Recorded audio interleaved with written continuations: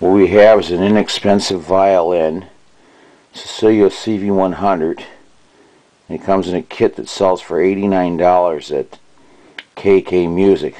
And what we're going to show in these series of videos is how to improve the performance of this violin. What we made is changing the bows. What we have in the case here is on top we have a fiberglass bow, and the bottom we have a wooden bow. Both are basically sold with most student violins, and they sell for between $40 to $50 a piece. And that's the first start.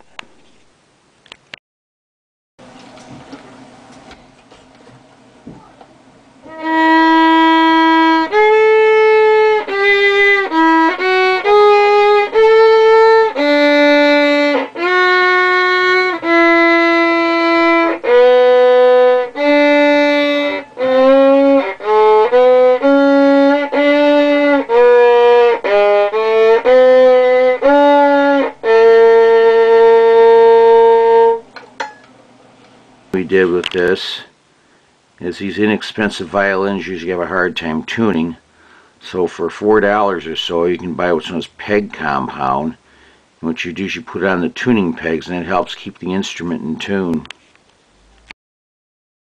Also, if you look closely underneath the bridge you'll see what's known as a sound post, and that basically helps to tone the violin. One of the things also happens with these two is sometimes the sound post is crooked, so we have to adjust that. So what you do is you loosen the string slightly, then you have this nifty little tool right here called the sound post adjustment tool, and what you do is you go ahead and slide it underneath the F holes here, and you actually put the sound post such that it's about 1/8 of an inch behind the bridge. Also, if you look at the bridge here closely, you'll see that it has a sloped edge and a flat edge. The sloped edge is actually supposed to point towards the fingerboard, and the flat side is supposed to point towards the tailpiece. On some of these instruments it's actually put in backwards, and what happens, the bridge leans towards the fretboard, and it doesn't help the tone either. So that's another thing we did here, is we will put the bridge in the proper orientation.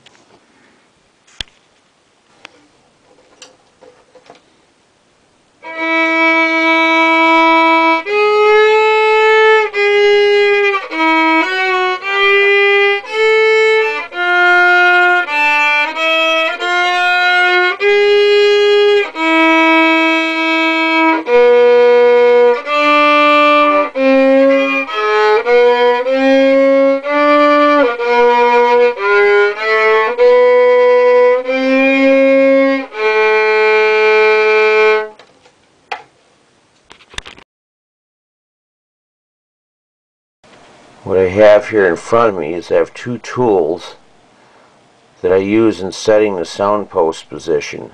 On the left we have a sound post setting tool, which comes with a case and instructions, and on the right we have the sound post adjustment tool. What you do is you put the sound post into the setting tool down at the bottom where you see the clamp, and you get it in its approximate position. Then use the sound post adjustment tool to finalize the position, and it makes the job easier when you have both of them working together.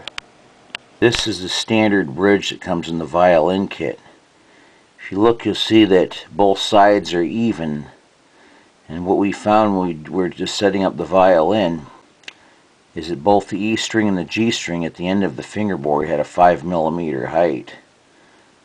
If you look at the bridge here, which is the one on the instrument, you'll see that the E string is a bit lower than the G string, and if you go right here by the edge of the fingerboard, it should be 3mm on the E string, and it should be 5mm on the G string, and that helps the playability. Then the final thing you do is you change the strings.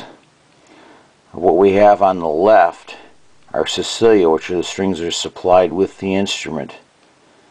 And on the right is a popular brand of strings that they sell at a lot of music stores, which are a bit of an upgrade. That alone also helps with the tone. And these are about $25 a set. And they do go up to about $90 a set for the dominant strings, which are the best on the market. and somewhere around about 40 to 50 for D'Addario Prelude. So changing strings is another good thing to do. So now that we've applied all these changes, I'm going to start out with a simple 2-octave G scale.